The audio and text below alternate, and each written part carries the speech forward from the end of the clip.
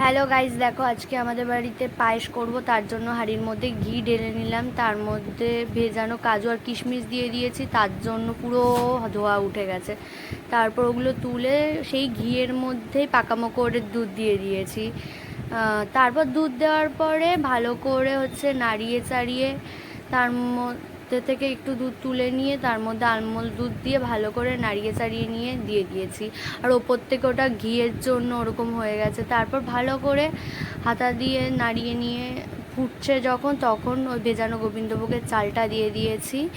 দেওয়ার পরে হাতা দিয়ে খালি নাড়ছি যে কখন হবে কখন হবে। তারপর মিষ্টি দিয়েছি আর ধোয়া স্টার্ট।